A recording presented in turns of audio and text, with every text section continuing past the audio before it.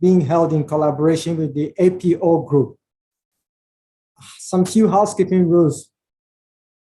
You can choose the language that you would like to listen to the press conference by turning on the globe icon at the bottom right of your screen and selecting your preferred language. Yasmina, could you kindly explain that in French? Oui, bonjour à tous et bienvenue à cette conférence de presse de l'OMS. Si vous avez des questions, merci de bien vouloir utiliser la fonction Q&A qui est située en bas de l'écran et merci de bien vouloir indiquer votre nom ainsi que le média que vous représentez. Et si vous souhaitez écouter la conférence en français, vous pouvez cliquer sur l'icône en forme de globe située à droite de l'écran. Merci beaucoup. Thank you, Yasmina. Joining us from Brazzaville is Dr. Matshidiso Moeti, the WHO Regional Director for Africa. And I will now let Dr. Moeti introduce our other panelists and give a brief opening remarks. Dr. Moeti, thank you very much. Thank you very much, Collins, and good morning and good afternoon, bonjour, bon dia, and welcome to all the journalists joining this end of the year briefing for 2021. I'm really pleased and excited to be joined today by Professor Flavia Senkubuge, the Associate Professor of Public Health at the University of Pretoria, also President of the Colleges of Medicine of South Africa, and the Chair of the African Advisory Council on Research and Development. She will share her perspectives on emerging pandemic trends in Africa and the outlook for 2022.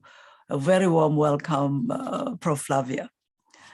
There have now been nearly 9 million cases of COVID-19 and nearly 225,000 reported lives lost in Africa due to the pandemic. Africa is now officially in the fourth wave of the pandemic, which is partly due to the Omicron variant. There's been an 83% surge in new cases on the continent this week compared to the previous week. This is the fastest surge recorded since May last year. We are cautiously optimistic, though, as we are seeing fewer deaths during the early weeks of this current wave when compared to previous surges.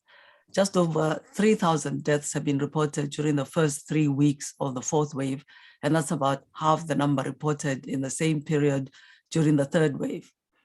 Additionally, evidence from South Africa is that while hospitalizations have increased by almost 70% in the past 7 days, intensive care unit bed occupancy rates remain low at 7.5%. Just 14% of hospitalized patients are reported to have needed supplemental oxygen, and deaths have remained low, with only 11 reported yesterday for the previous 24 hours. So mild illness mainly linked to the Omicron variant. However, with the number of new cases hitting record highs as rates double every 5 days, we can't afford to drop our guard. We're entering the year-end holiday season of traditional gatherings and travel, with vaccine coverage still disappointingly low in Africa. As things stand, predictions are that if things continue like this, Africa may not reach the 70% vaccination coverage target until August 2024. Just 6 countries have hit the year-end target of fully vaccinating 40% of their citizens, with only 20 managing to achieve a 10% coverage. I cannot stress strongly enough that vaccination is our best defense against the COVID-19 pandemic. We're at a pivotal moment, and complacency is our enemy. Africa is seeing more consistent delivery of vaccine doses, and we can still save many lives if we urgently accelerate the pace of vaccination. In real terms, if African countries get the doses and support necessary to vaccinate 70% of their populations, as is the case for many wealthy countries, we could avert tens of thousands of deaths from COVID-19 in 2021. I'd like to stress that these are not just numbers. They reflect the loss of mothers, fathers, sisters, brothers, children, colleagues, and neighbors whose deaths cause untold suffering for those they leave behind. And importantly, Africa's vaccine challenges are being compounded by Omicron-related travel bans. There is no strong scientific evidence to support the introduction of such restrictions to curb the spread of the virus. Yet they have devastating economic repercussions for the affected countries, which are struggling to reboot after 2 years of pandemic-induced negative impacts. Travel bans can lead to less money for food, medicine, education, and a host of services that keep people healthy, consequently jeopardizing the welfare of millions of Africans. They can also affect the supplies of critical items for health and other development areas.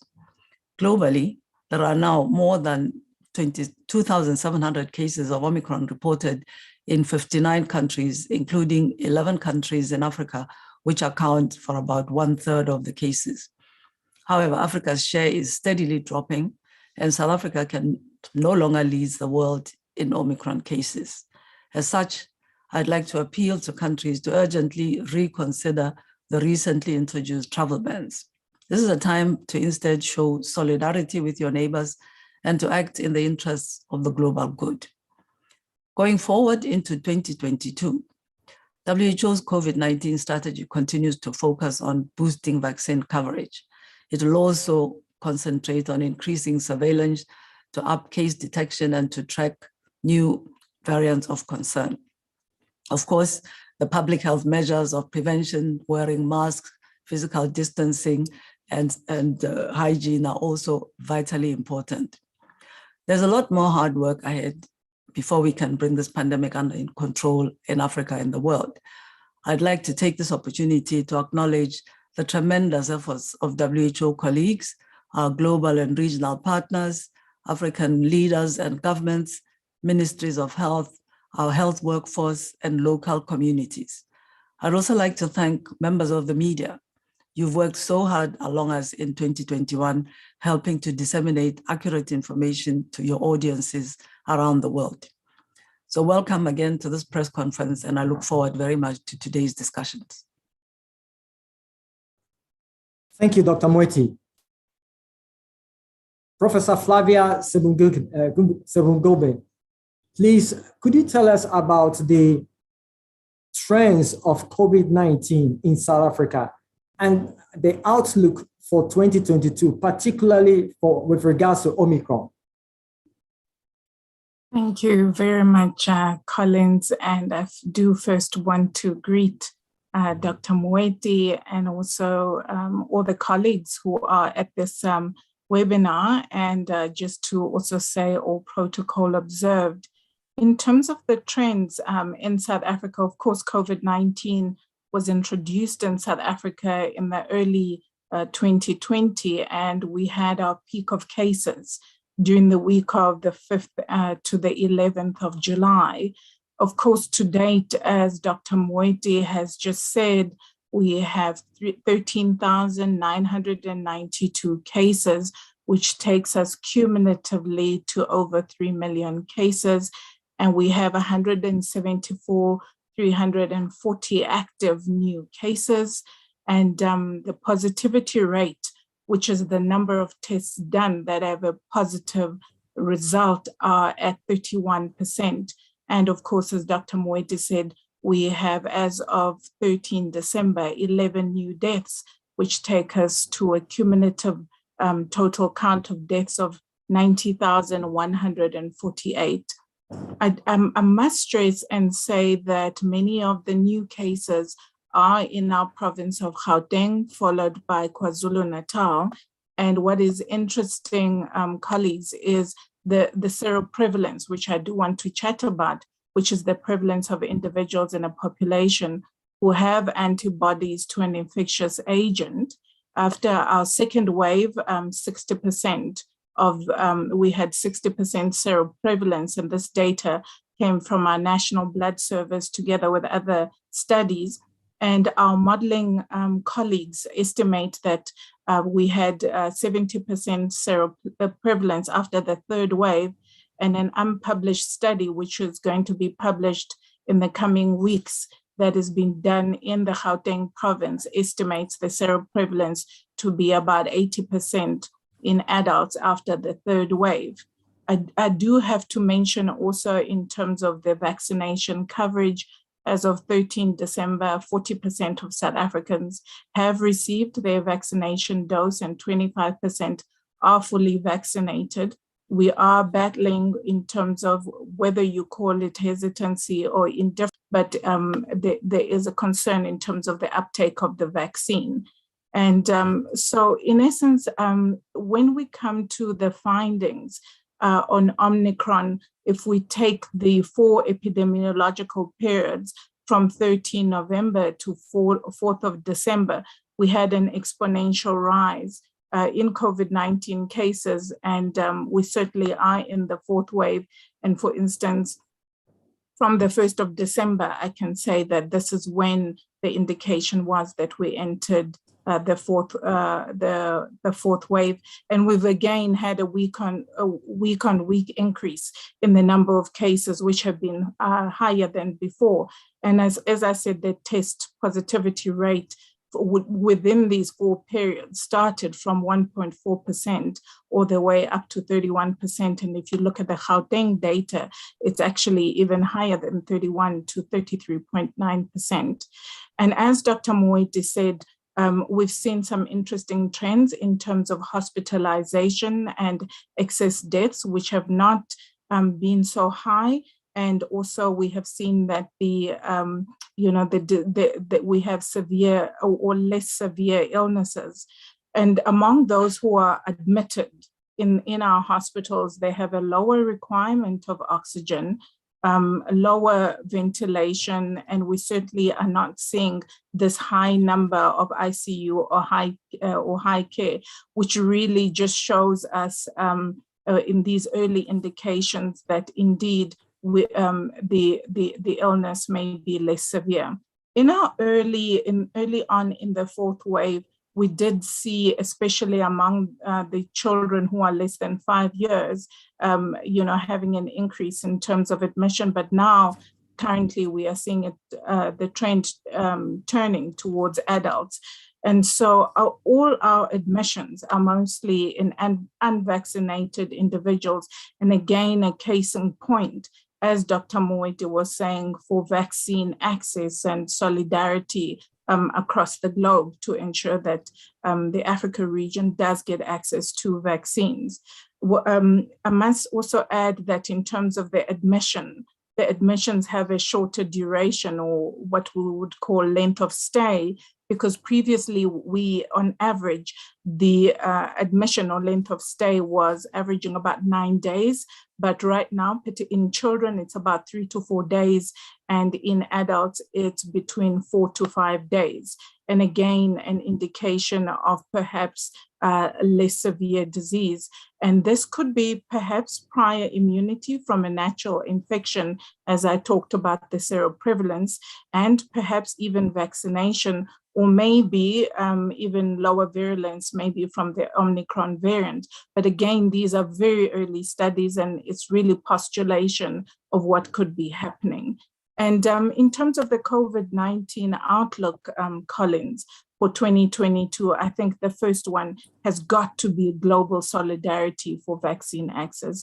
I think, just in terms of echoing Dr. Moeti's words, we will never get out of this if we don't work together as one world.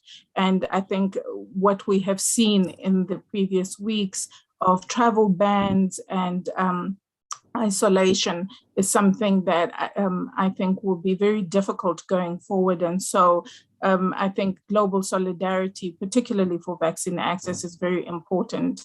One of the other things, of course, for Africa region is about strengthening the community-based case management in terms of developing as well clinical guidelines for the treatment of COVID-19, particularly in primary healthcare settings, because we have seen, particularly in our previous waves, that infections and deaths are happening very much at the primary healthcare setting. As the chair of the African Advisory Council on Research and Development, I cannot stress the support of the work of our scientists. I mean, we have seen exceptional work coming out from South African scientists, but there are a number of scientists across the region who've done exceptional work. And I think that the support of the surveillance work and many other, research work that's been done to combat COVID-19 from the Africa region needs to be supported, and our scientists certainly need to be supported. And lastly, I want to again echo the issues around non-pharmaceutical interventions, which still remain important: physical distance, avoiding gatherings, making sure people wear masks, and ensuring good hand hygiene. And because I am on this platform and Dr. Moeti will not be able to say this about herself, I do want to commend the effort and work of Dr. Moeti together with the colleagues in WHO Afro who have supported all our countries in ensuring that we work together. And I do want to echo the support and the thanks in terms of the media and all other stakeholders, the scientists, the frontline workers, the community workers, and each and every single person, including the grandmother in the village who may not be known by anybody, who's taking care of the family and ensuring that they are safe during this period. Thank you. Back to you, Colin. Thank you, Professor Flavia Senkubuge. Now that we have heard from all our panelists, it's your turn to ask your questions. To do this, use the Q&A function on your Zoom application. Please remember to provide your name and the name also of the news outlet that you represent. Just to let you know, we also have on hand Dr. Fiona Atuhebwe, who is the new Vaccine Introduction Officer of WHO. We have Dr. Tieno Balde, who is the Incident Manager for the COVID-19 Emergency Response in Africa, and also Dr. Nixie Humede Moelexi, who is the Regional Virologist. Now, we've got a question from CGTN, and this question goes to, I will invite Dr. Moeti and Dr. Fiona Atuhebwe to respond to that. The question goes is, we are seeing the new Omicron variant spread so fast in some parts of Europe, despite the majority of their population having been vaccinated. We know Africa has been behind on that front. To what degree is Africa being threatened by the new variant? I will invite Dr. Moeti and Fiona to respond to this question. Yes, thank you for that question. As we said, we have 11 countries that have identified that the Omicron variant is present in these countries, including not only just in Southern Africa, it's been detected, for example, in Nigeria as well. And so, of course, we recognize that African countries are at risk of having the variant emerge, as has happened in European countries, and it is spreading in countries around the world. I think a couple of things. Of course, we initially saw, due to the work done by scientists in South Africa and Botswana and the immediate reporting that they did of the presence of the variant, this variant seemingly emerging in Southern Africa. There are questions about it having been detected in samples that were taken in some other countries in Europe earlier, and therefore the fundamental question, where is it emerging? I think we need to think that the entire world is vulnerable to the emergence of a new variant, but we need to put the risk in perspective, as has been expressed by Professor Flavia and myself, based on the evidence that we are seeing. At the end of the day, the reaction to the emergence of a new variant needs to be linked to what we are starting to observe in terms of the risk that it presents to lives, about overwhelming health systems in countries, and the disruptions that it will make in economies in countries. As Prof. Flavia said, the evidence is a bit early, but we are somewhat becoming reassured that this seems to be mainly causing mild illness. So indeed, Africa is vulnerable. Many people in Africa have not been vaccinated. The virus is spreading very fast, including in places where people have been vaccinated. It is causing relatively mild illness, particularly among those who are vaccinated. Thank you, Dr. Moeti. Dr. Fiona Atuhebwe, would you like to weigh in on that? Thank you very much, Collins. I think Dr. Moeti has said it all. But we also need to note that for Omicron, we have been testing more in certain populations that have higher rates of vaccination. For example, international travelers who most countries are requesting to be vaccinated, and these are being tested both before departure and in many countries on arrival. So if we test more vaccinated people will definitely turn out positive. But also studies are ongoing to see if the Omicron variant has an impact on the vaccine effectiveness, and it's important that we are patient. It will take another week or so before we have clear evidence on the vaccine's performance against the variant. Thank you, Fiona. The second question from CGTN is that we are approaching the end of 2021, and as a continent, we have vaccination targets. How many countries have met them, and what are the projections for this year? What are the projections? The question goes to Dr. Moeti and also Fiona. Yes, I will pass that question over to Fiona. I mean, clearly we had, as WHO proposed to countries, and they accepted, having covered 40% of their populations now with the second dose. So having sort of completely protected with 2 doses where it's necessary, 40% of their populations. I believe only 10 or so countries have managed to reach that target in Africa. So we clearly have a lot of work to do, both on ensuring vaccine availability, that solidarity that we talked about. And let me stress solidarity, not only in terms of those donations, but also in freeing up doses that countries have secured for the African Union and African countries to purchase. So I think we need to be very clear that we're not just asking for charity and donations, which is very welcome, but also freeing up the supply so that countries who have worked very hard to put together the resources can purchase these doses. We're concerned that there are some countries where not even 5% of the population has been completely covered. I think, again, that's about 10 countries, and then other countries are somewhere in the middle. So I'll ask Fiona to provide some of the detail there. We certainly have not done as well as had been the intention initially. Thank you, Dr. Moeti, and that is very true. We thought would also be where the rest of the world is. But 20 African countries have reached the 10% target that was set for September. And these are Algeria, Botswana, Cabo Verde, Comoros, Equatorial Guinea, Eswatini, Lesotho, Mauritania, Mauritius, Morocco, Rwanda, Sao Tome and Principe, Seychelles, South Africa, Tunisia, and Zimbabwe. Namibia also reached this target at the beginning of November. Egypt, Mozambique, and Liberia too reached this milestone during November. 6 countries have also reached the 40% target already, which is quite encouraging. But again, we know, like Dr. Moeti has mentioned, we are still far. These are just 6 countries out of the 53 vaccinating African countries.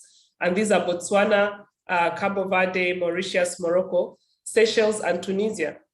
From the WHO Afro projections, and based on the current vaccine supply and uptake, we have seen that Africa, it is projected that Africa may reach the WHO global target of 40% by early May 2021. And we know that by June 2021, we expect to have vaccinated 70%, but Africa will most likely be at 40% by then. 2 countries have already reached the 70% target. Those are Mauritius and Seychelles, the small island states. But also from the WHO projections, for Africa to reach the global target at the current rate we are going, the 70%, this may be late August 2024. So 10 of the 53 vaccinating countries have fully vaccinated less than 2% of their populations. And so as Dr. Moeti was mentioning, we still have a very long way to go as a continent. Thank you, Fiona. Dr. Moeti, please, would you like to weigh in on this? Yes, I mean, first, I think some of the targets that Fiona was talking about are for 2022, not 2021. I just want to correct that.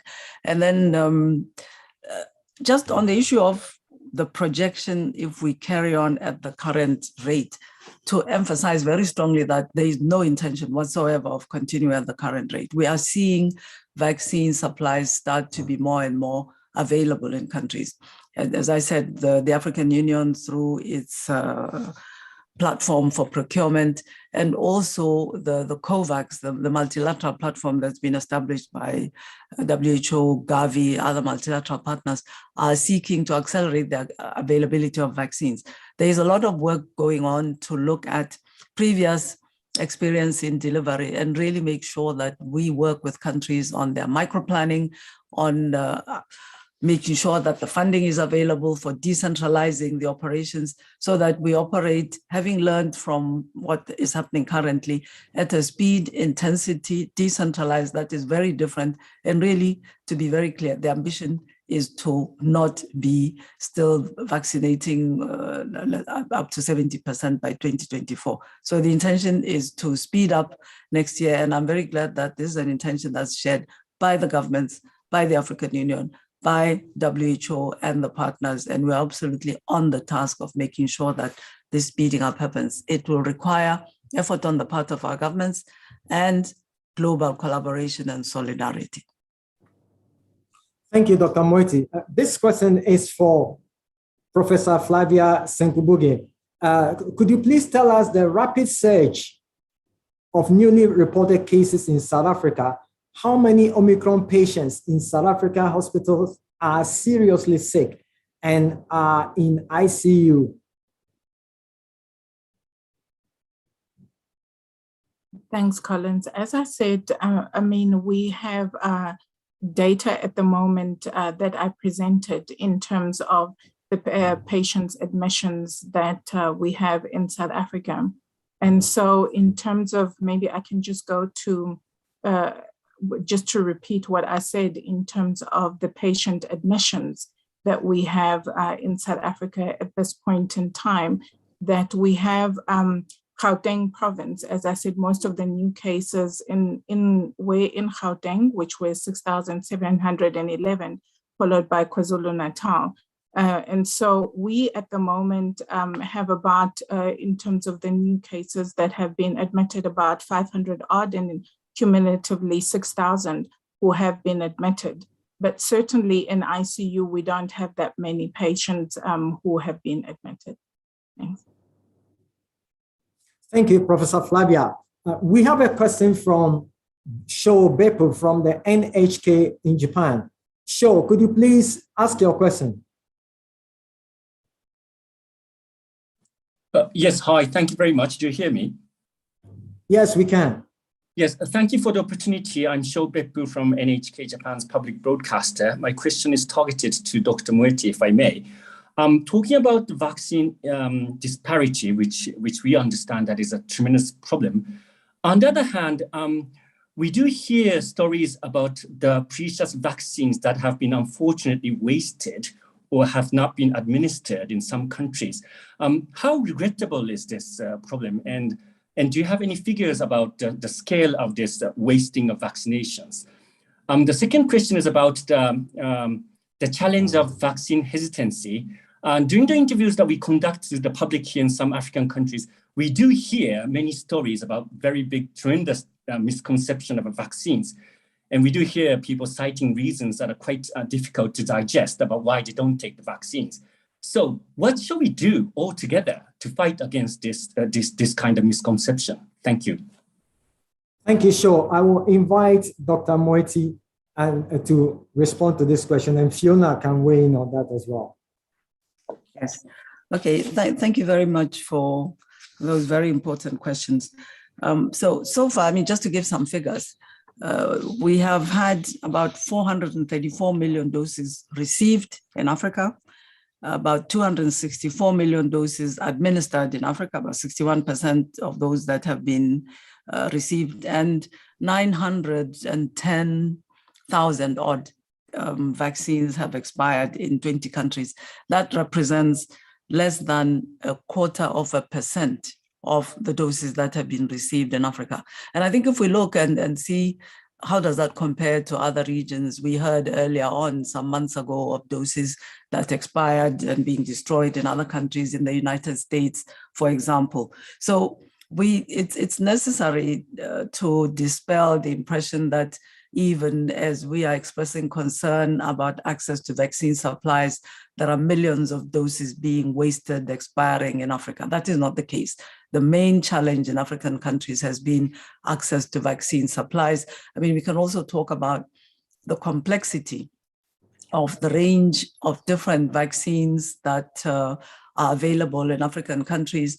Sometimes, because of the supply shortages, the challenges in terms of predictability, when a vaccine is being delivered, what type of vaccine, and the need then for countries to prepare to deal with a variety of vaccines that have differing requirements as far as such things as cold chain are concerned, the type of syringes that are needed are concerned. So it means planning for the operation of vaccine delivery has been extremely challenging for African countries. And there is a great deal of concern now about ensuring that the vaccines that are being delivered in African countries have an adequate shelf life to enable the delivery operations to be undertaken in such a way that we minimize the expiry of vaccines and what might be considered as the waste of vaccines.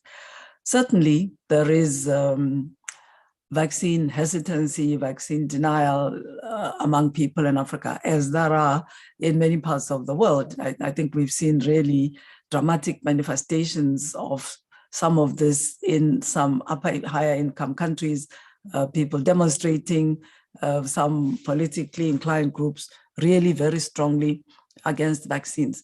We know that there are people who are hesitant, who need better information, who need some reassurance, and who then will accept to be vaccinated. We also know that there are people who, for various reasons, for ideological reasons, are against being vaccinated. And there is a very strong group of people that are deliberately spreading misinformation about vaccines in terms of danger, risk, and whatever. And we are working on this as WHO with our partners. We have an infodemic response initiative where we're working with some of the media outlets, monitoring what information being exchanged on the social media and ensuring that we provide the correct information through our website and in the social media as well. It is indeed a very important area that needs consistent monitoring, listening, communication, and really communication at all levels, by ourselves and our partners, by the political leaders in countries, and very importantly, by people that people will trust, will listen, who will find a receptive ear if we are working at the community level with various groups, with opinion shapers in countries. It's something that really does merit a lot of effort indeed. Thank you, Dr. Moeti. Dr. Fiona, would you like to add something to what Dr. Moeti has said? Thank you, Collins. I think Dr. Moeti has mentioned most of it, but just to add that in December 2020, we launched, actually Dr. Moeti launched the Africa Infodemic Response Alliance, which is an alliance of several partners in Africa that came together to ensure that we deal with this infodemic on the continent.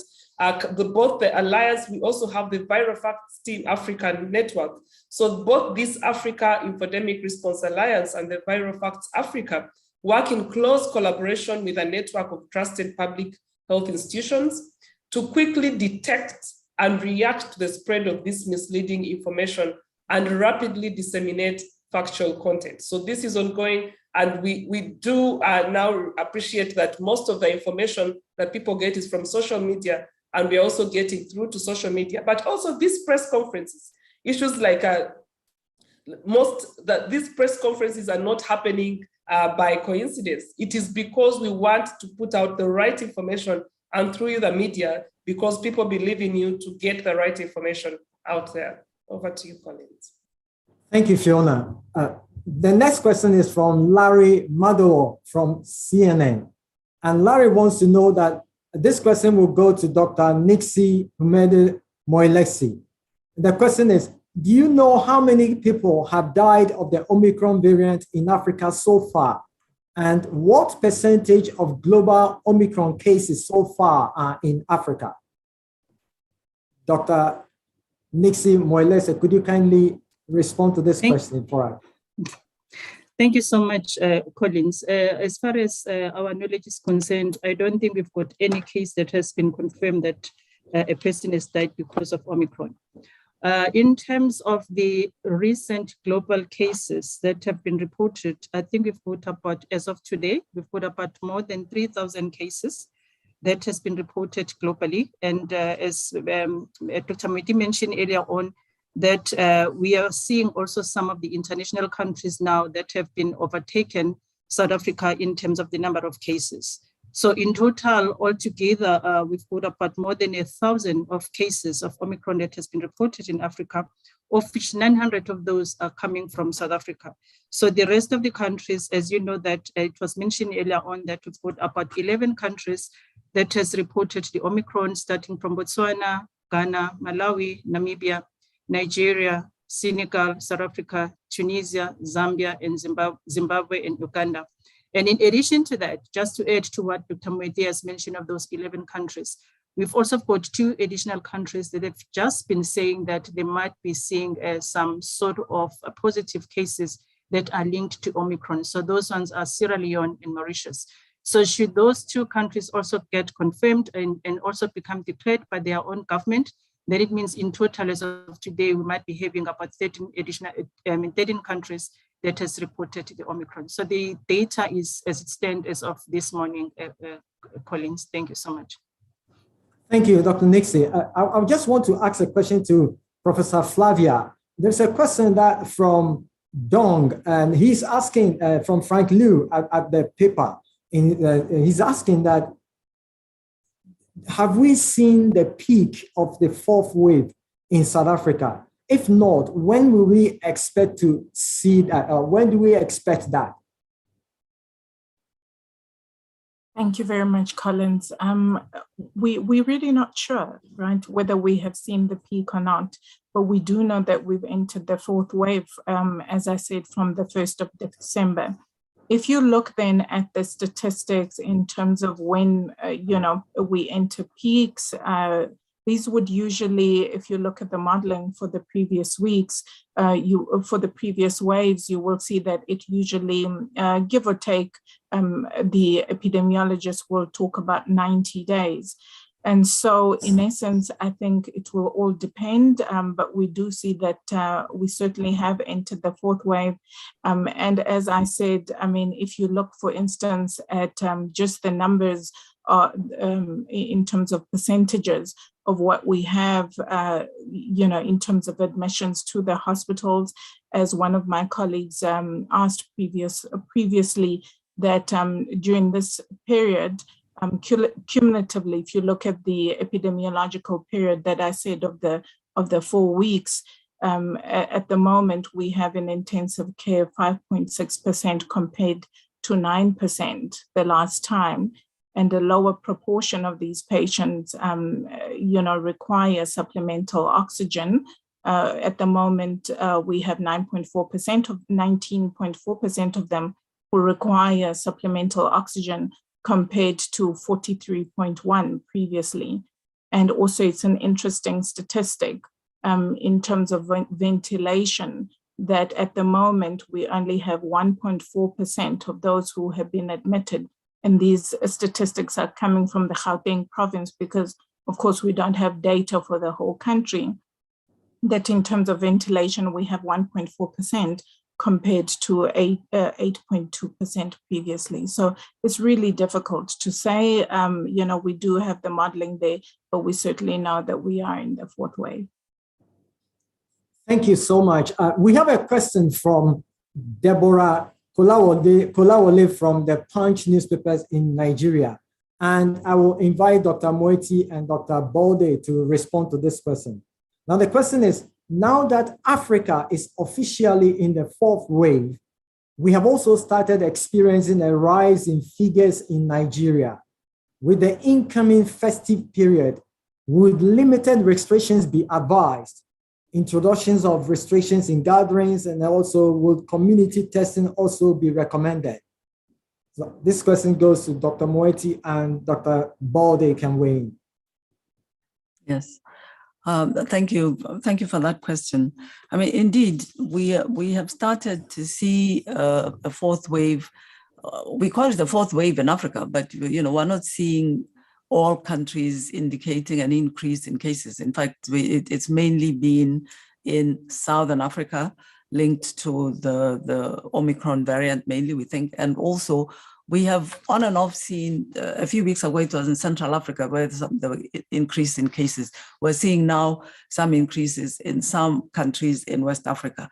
It is a concern that these increases are happening before the people start moving, traveling for the festive season. So that means that we really need to be preparing in those places where we started in increases and seeing increases to make sure that these do not get out of control. Indeed, if it is necessary, it might be useful to impose local restrictions, particularly in terms of gatherings indoors, and ensure that some of this is driven by people themselves.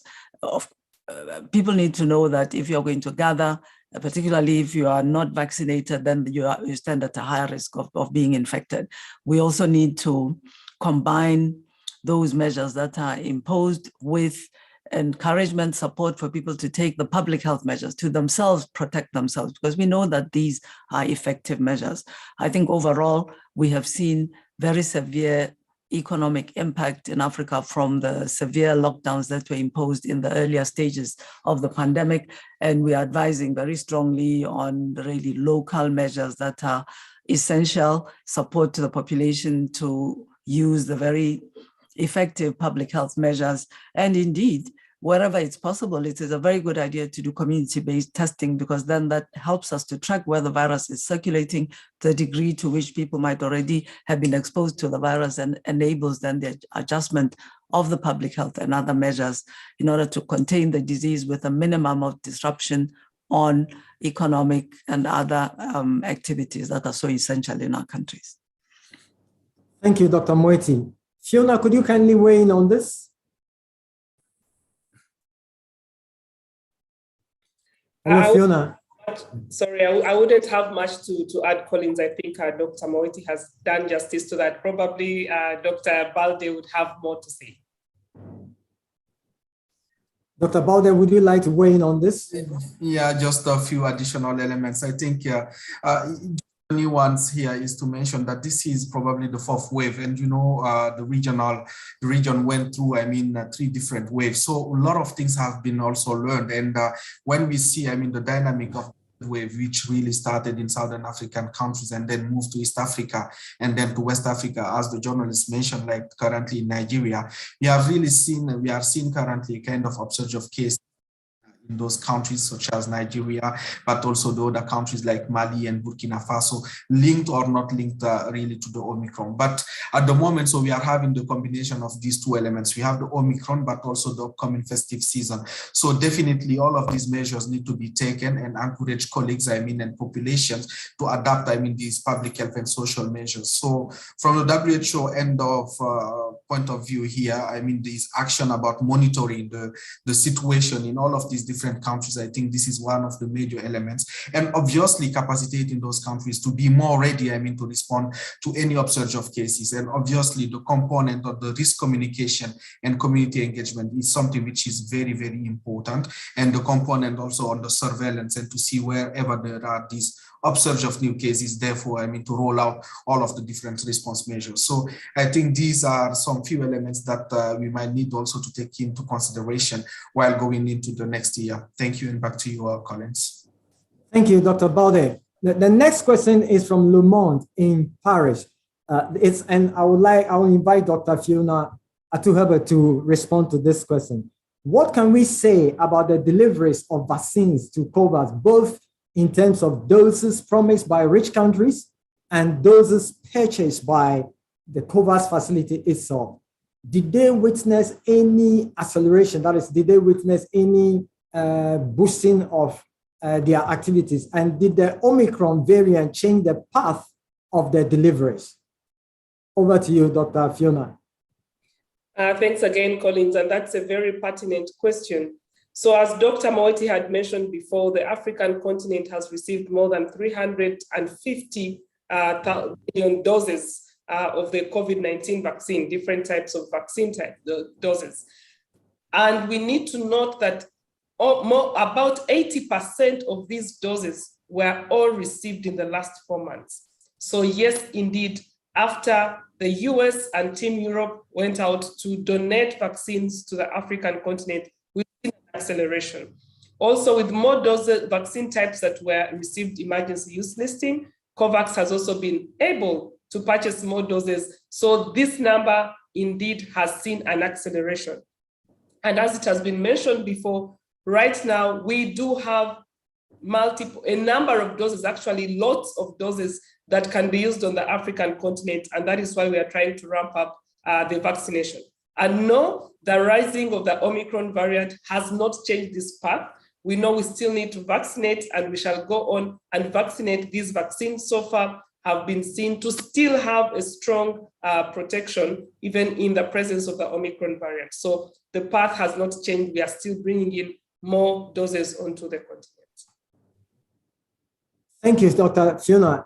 The next question goes to Dr. Tieno Baudet, and it's from the New York Times. The question is, much of the data on severity of illness has come out of countries like South Africa with higher vaccination rates than elsewhere on the continent. Do we have any data yet on the severity of illness in countries with lower vaccination rates? Over to you, Dr. Tieno Baudet. Thanks, Collins. I think, yes, that's a good question. And the fact is the monitoring of all of these, both in terms of the number of cases, but also deaths and hospitalization, I mean, in all of the 47 countries that we are covering here, is really ongoing. And as I mentioned, I mean, previously, we have not really seen a kind of major upsurge in the number of cases, I mean, and also the number of hospitalization and admission in other countries, be they in Central Africa or in West Africa or also in East Africa at the time being. But definitely, as I was saying again, I mean, this dynamic of the pandemic, I mean, with the increasing number of cases, both in some of the Southern African countries, in Central Africa, notably here in DRC. So we might see, I mean, a kind of changing in the number of cases which has been admitted. But at the moment, really, we have not seen a major change at the moment, and we are getting ready, I mean, to provide the necessary support, both in terms of treatment capacities, but also in terms of surveillance to all of the different member state countries. Thank you, Dr. Tieno. We still have a question from the New York Times, and this question goes to Dr. Moeti. And the question is, what is the WHO Africa's position on some African countries rolling out booster shots whilst others are still waiting for vaccination doses to be distributed? And what does this mean for the solidarity Africa has shown so far during this pandemic? Yes, thank you. We've had several African countries announce that they're going to be providing booster shots to their populations. And then I think one of these is South Africa, which has essentially been the epicenter of the African pandemic. It's been by far the worst affected country by various waves in terms of mortality, etc. in Africa. You know, overall, our recommendation as WHO has been that we need to see vaccine supplies being available so that as many countries as possible can provide vaccination to their most vulnerable population, meaning those groups, elderly people, people with some of the conditions that make them vulnerable to severe illness, healthcare workers who are at the forefront of exposure.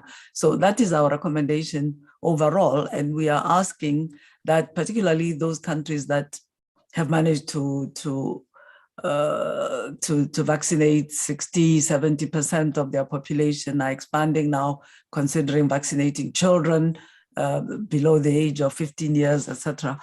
You know, we all work together as a global community to make sure that we're progressing together. So I would send out the same message worldwide to say, let us work together to make sure that we minimize the impact in terms of deaths, the impact in terms of economic turn down in all countries by working collectively to make sure that we, countries that have not vaccinated their populations in the first instance get to do so. And then WHO has clear recommendations about boosters for people who are severely immune compromised. That is, people who then are most vulnerable to being severely ill and dying if their immunity starts to wane while the viruses are circulating. So that is what I would say in general, including to countries in the neighborhood. But we see that some countries, particularly a country that's been very severely affected, has a high prevalence of HIV in its population. Which is a situation of a country like South Africa, which I know is promoting booster shots that might be justified. Thank you, Dr. Moeti. The next question is from Abdullah Sani from the Nature magazine. And this question goes to Professor Flavia. The question is, vaccine coverage is disproportionately low in Africa and new variants are spreading fast, causing illness and deaths across the continent. Will Africa consider exploring treatment options in 2022? I mean, he's saying that he knows that there are efforts by African scientists to repurpose drugs used for malaria and other diseases, but infrastructure and recruitment challenges is still stifling progress. Will Africa consider really exploring some treatment options for this crisis in the next year? Yeah, I mean, that is such an important question. And as Dr. Moeti said, there are a number of initiatives by the African Union to support this kind of work. But as I've said, what we have at the moment, in fact, is the vaccine. And I think the entire world is really looking at treatment options as well on top of vaccines. Certainly, as I said, the support for African scientists who have started already in collaboration with other colleagues in terms of looking at treatment options has already begun. That work has already begun, but we certainly do need support. And I think it's such a critical question to ask. But I think in answering it, I want to say, one, is really about the collaboration together with other countries. And certainly we don't have a lack of capacity of ensuring that we can develop treatment options for our population in our region. What we do lack, though, is the support, and I use support in the broad sense, whether it's financial support or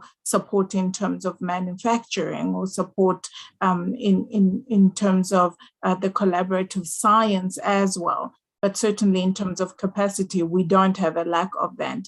And it's something that I certainly would welcome in terms of treatment options. Because remember, even in all other diseases, not just COVID-19, we've never only just used one bullet in terms of managing disease. We will always use vaccines. There'll always also be treatment options. So I don't see that the COVID-19 should be any different. Thanks, Colin. Back to you. Thank you, Dr. Flavia. The next question is from Falila Bagdamasi from France Info. And the question goes to Fiona.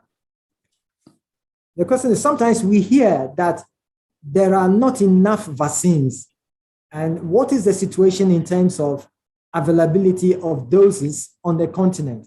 And her second question is, some say that even though vaccines are sent to Africa, people won't use them because of vaccine hesitancy. What's your response to that? Thanks, those are excellent questions. So starting with the first one, that sometimes we hear that there are not enough vaccines. This was the case earlier in the year when there was a shortage of global vaccine supply, and we all know what happened in India that really cut off the COVAX supply, and especially to Africa. So with donated doses and new manufacturing agreements and sites, the COVAX facility has managed to address these shortages. So in theory, all countries have access to adequate vaccine supply. If a country signals that they have capacity to absorb the vaccines, they have good prospects to receiving them. And around 20 million vaccines are shipped to the African continent per week now, and that was almost what we used to have in every a month or 3 monthly at the beginning of the year. And these are shipped through COVAX the AVAT delivery system, and other bilateral deals and donations. And we've received around, almost 500, we're almost getting to 500 million doses. So on the next one, where the question was on the vaccines are coming, but they're saying that people may not take them due to hesitancy. We have seen recurring themes across the countries on barriers and bottlenecks to the COVID-19 vaccine rollout, with some unique issues. Several of these are systemic and impact healthcare delivery generally, and not just the COVID-19 vaccination. Yes, vaccine hesitancy is present in some countries, and we did go out to understand what is happening.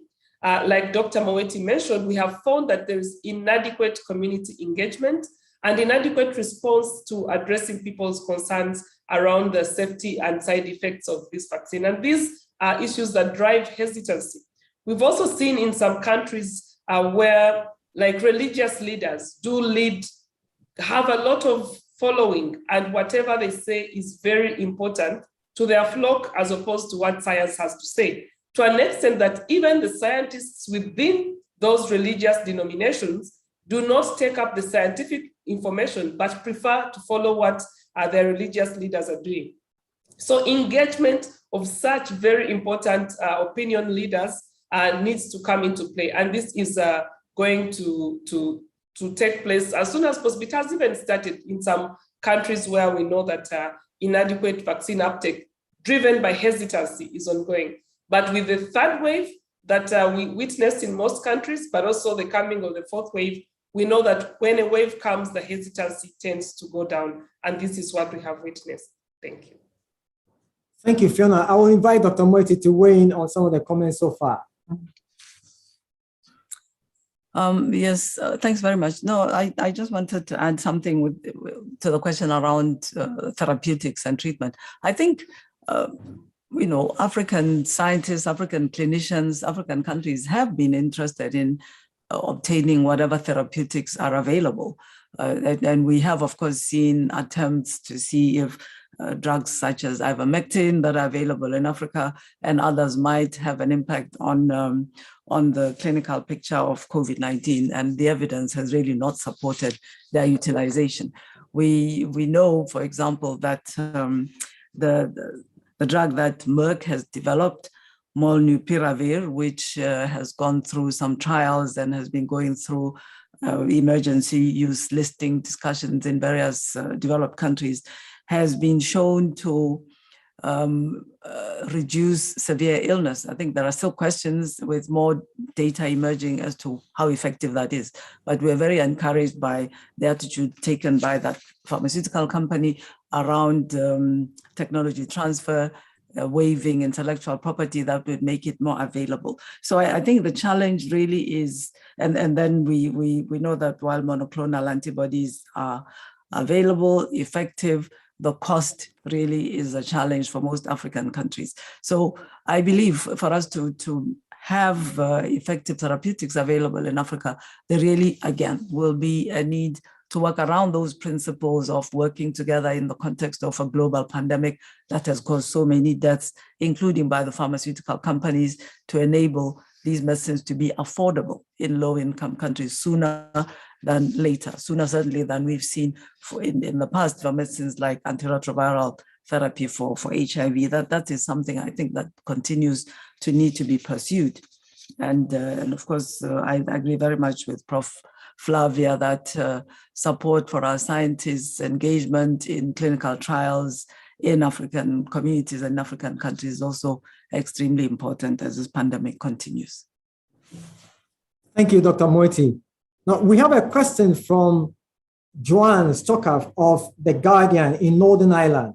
Now, this question goes to Dr. Tieno Balde. The question is, what is WHO's assessment of the current health and food security situation in South Sudan following the devastating floods this year and the increasing hunger situation? And what provisions are being made for medical supplies and services?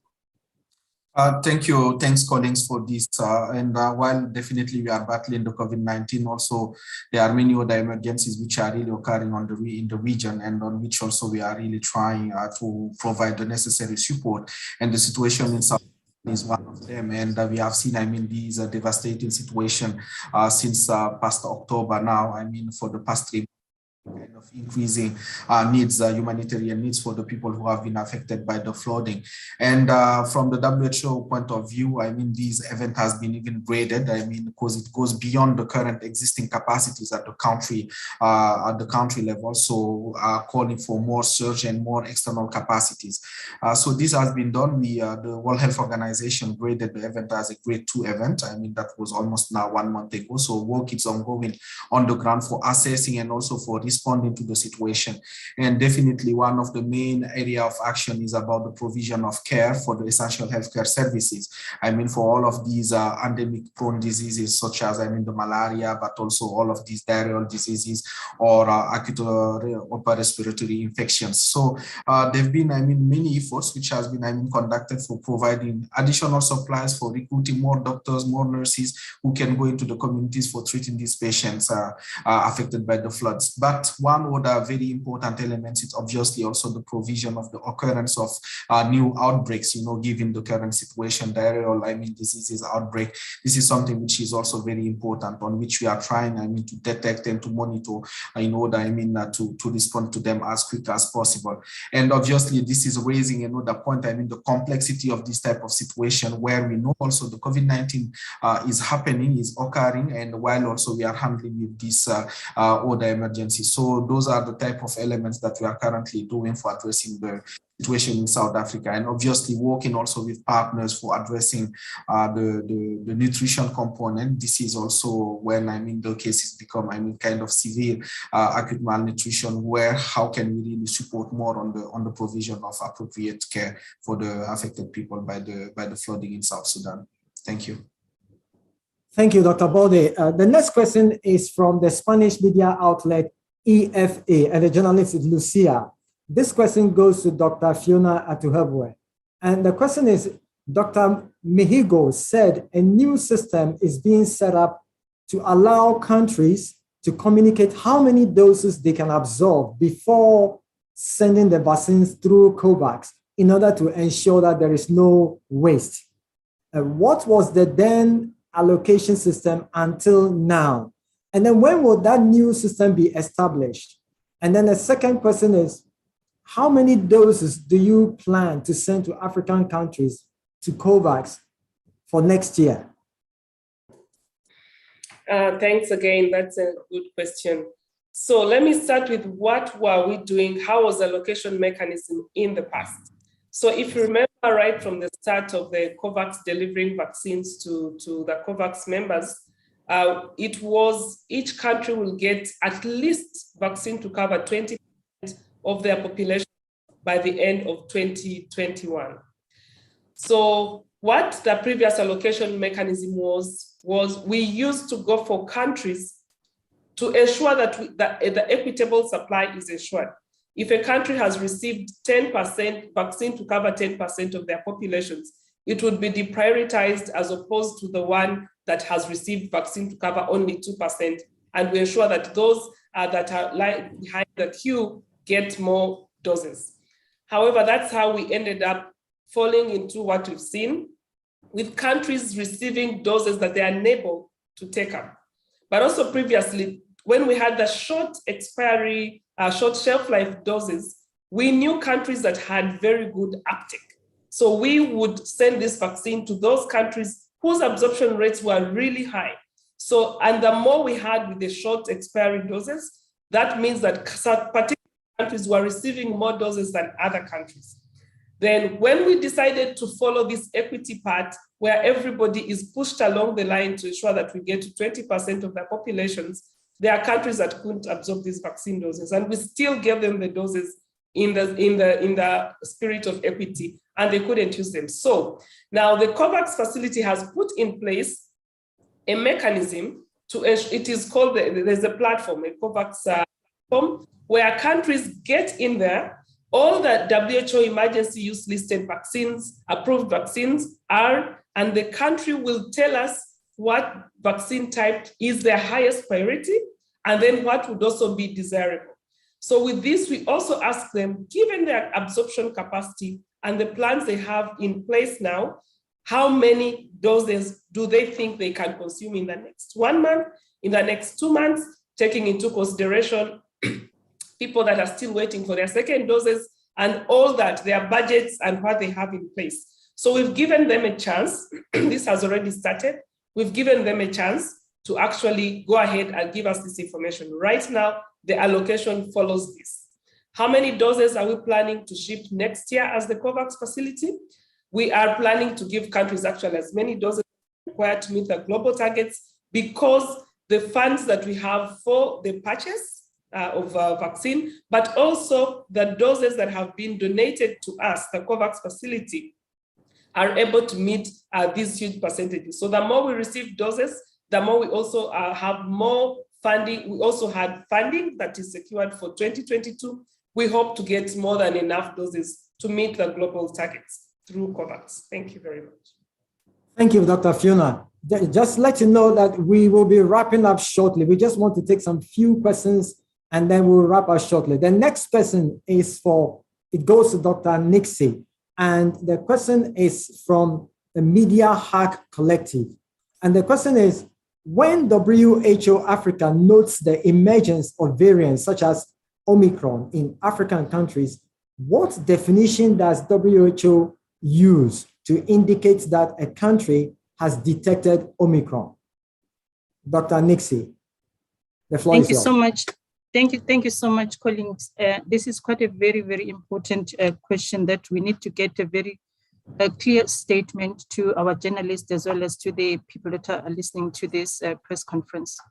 The WHO is using a strategy that once the virus or the samples has been detected, showing that it's got a proxy or a marker of a target failure in the spike protein, that virus needs to be prioritized for sequencing.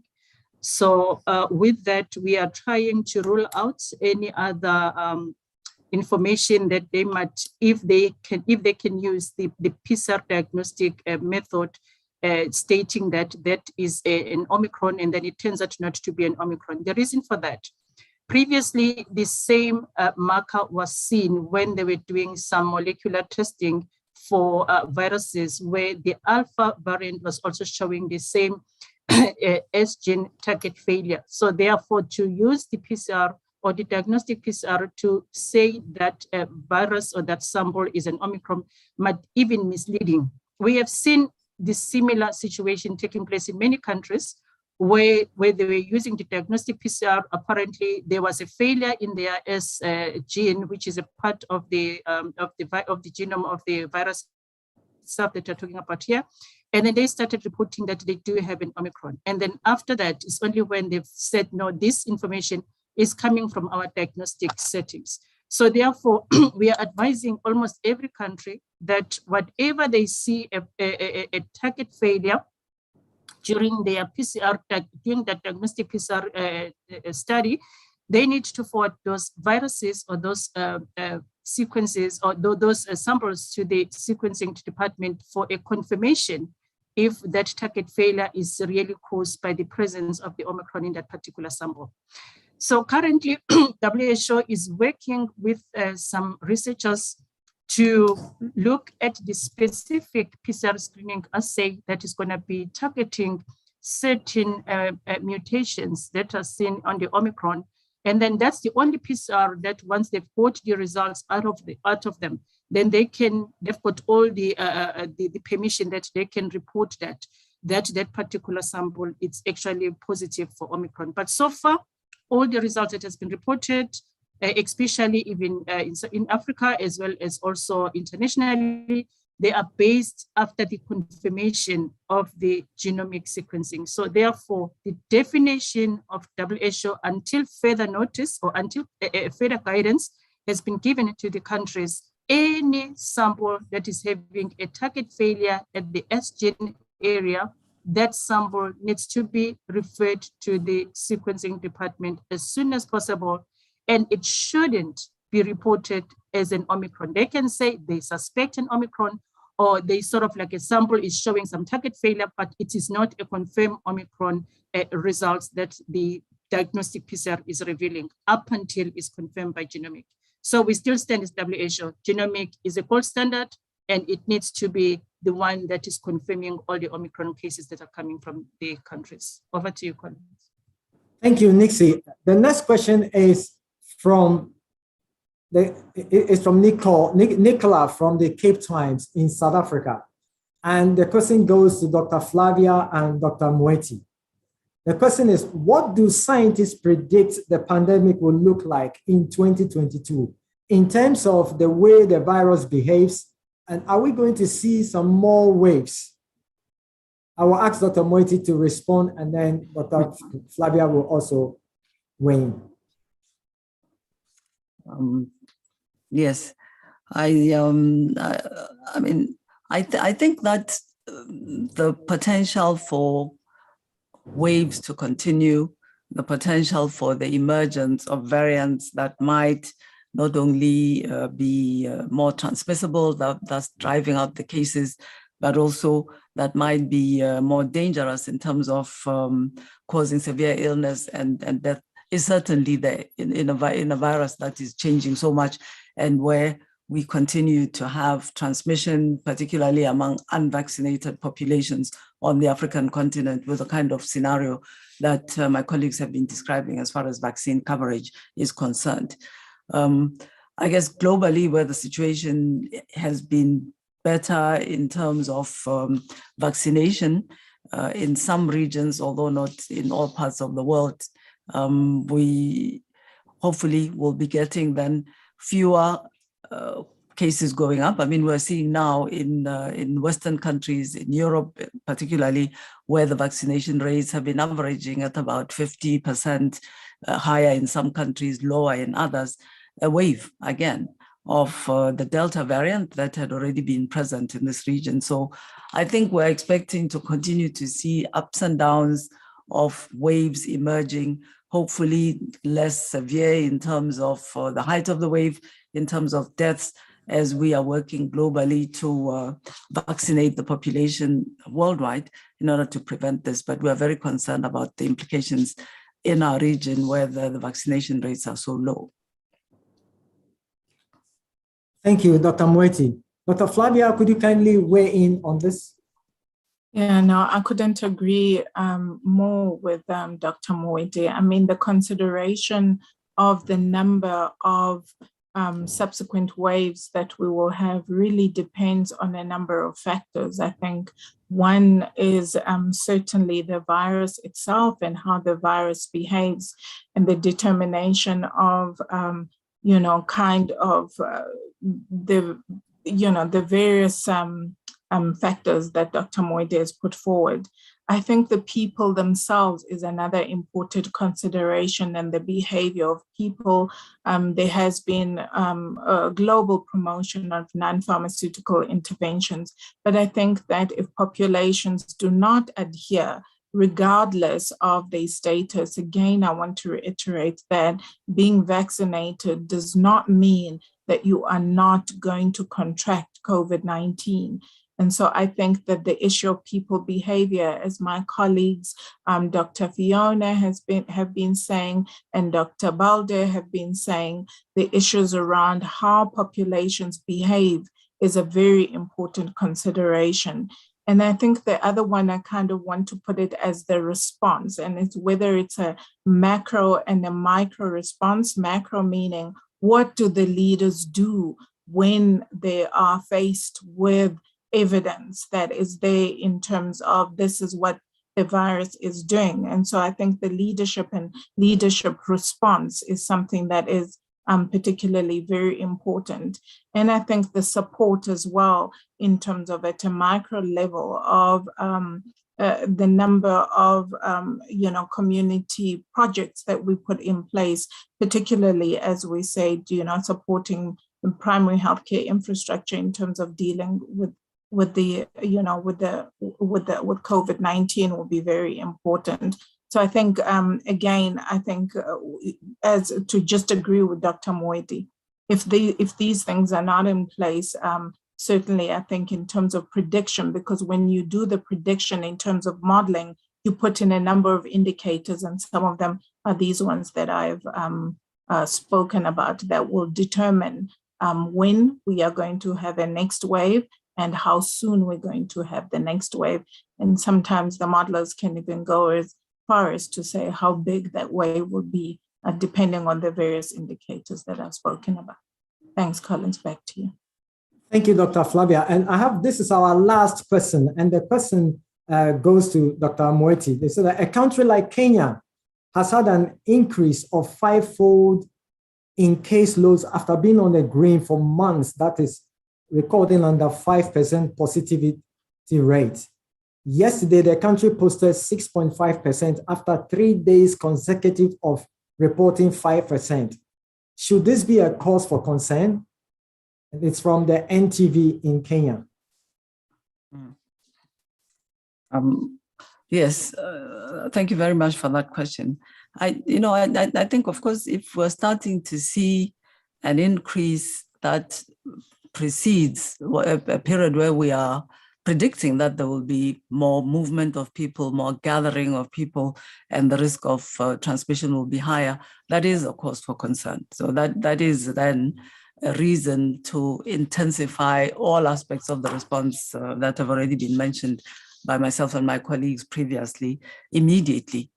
So the communication with people, ensuring that they understand the role that they can play, and then strengthening whatever public health and other measures that are possible in order to minimize and start to affect what happens as an increase, and intensifying also the surveillance.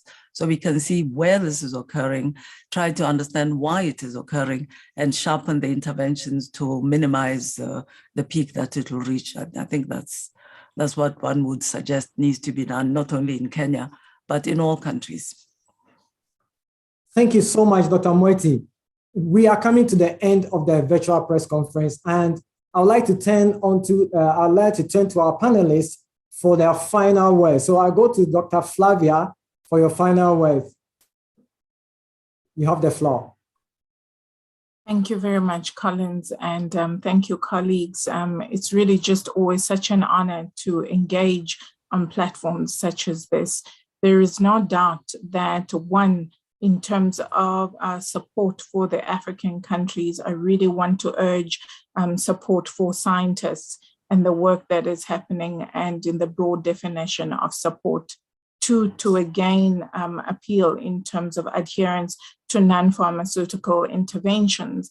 In the absence of in the absence of the broader vaccination and all the other things that are needed, it's important for us as a society and as a population to adhere to what we have, and what we have at the moment is non-pharmaceutical interventions. Again, to reiterate the issues around vaccine and vaccine access, the global solidarity is something that really, I think, has been reiterated in a number of platforms, and we can't stop reiterating it in terms of working together.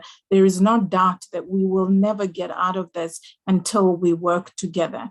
And from my side, really, in terms of the support of the work that's been done on the region is so critically important, supporting colleagues like Dr. Moeti and all the other colleagues who are supporting countries and who have done exceptional work under difficult circumstances is so important. And I think that taking care of, in a broader sense, of our health care workers who are exhausted, who have been battered, who have been bruised during this time, because they're not only dealing with COVID-19, but many other ailments that are there. I mean, you have countries that are like my own that have got a quadruple burden of disease, and we still have to deliver babies, we still have to immunize. And so the support for healthcare workers is something that's so important. But I think in terms of the silver lining, Collins, is to say, again, from our side as scientists, the gratitude, really, we cannot express it even more that has gone into this, again, the recognition of the evidence and the use of evidence that has come out from scientists in terms of policy and decision-making is something that we certainly value and appreciate. Thank you so much. Back to you, Colin. Thank you, Professor Flavia Senkubuge. I now invite Dr. Moeti to give her closing remarks. Dr. Moeti, Yes, the floor is yours. Thanks very much, Collins. I mean, just to start by reflecting that it's been an extraordinary year of ups and downs, of waves of the pandemic, of discoveries of new tools, of collaboration of an extraordinary nature, and of a huge amount of work by everybody who's been involved in this work, starting with Africa's political leaders around the African Union, with ministers of health, with other sectors, ministers, partners that have come on board, the private sector very much so in many countries, and also very much the scientific community. I'll just echo what Prof. Flavia said in the important role that they've played. And finally, people, you know, the mothers, fathers, people in communities, the community leaders, community workers who have really provided tremendous support, leadership in responding to this very challenging situation. And I think we've seen positive outcomes, rewards, initiatives starting, new partnerships, new discoveries, innovation. So it's been very much a year of learning, trying, striving, achieving, of course, facing many challenges, but the biggest one of which has been around ensuring that we are all moving together as one world so as to vaccinate and protect people. So one of the final messages, so as not to be too long, is to urge all of us to do everything that we can to influence the situation, starting with individuals. Please, let's get vaccinated.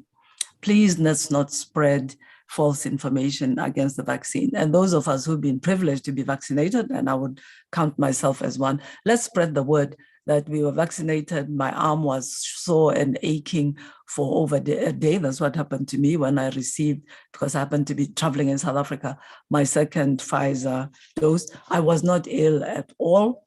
I had this discomfort, and I now feel more confident to start to, you know, be part of resuming normal life. I think we need to understand that the benefit from the vaccine at the personal level is that we will start to see together how to normalize some of the things that we've had to adjust so much to doing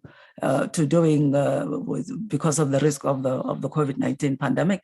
But finally, the virus is still circulating, a highly transmissible variant is spreading. So we need to do our part as well in protecting ourselves, protecting our families, masking, distancing, keeping that hygiene, not going to gatherings, making sure that when we have to be indoors together, we are in well-ventilated places. And then just to finally end by thanking very much our journalist colleagues. You've kept up your work of informing the communities, informing the population, carrying out messages to policy workers, healthcare workers. Thank you so much for the work that we do. You've taught us a lot as well. You've helped us to have access to information that we needed for our work in WHO. And I look forward to our continuing work with everyone next year to consolidate what we've done. In the end, perhaps the dream that we have is that this COVID-19 will become a little bit like influenza. It keeps changing. We need to keep tweaking the vaccines. It's under control and it's not causing the types of waves that we are seeing and the level of mortality, and most importantly, the impact on economies and on all aspects of life. And it becomes something that we can live with. That will require collective effort as the world. Thank you all very much and see you next year. Thank you, Dr. Moeti. We have come to the end of the virtual press conference, and thanks everyone. Happy holidays and best wishes for the new year. Bye-bye.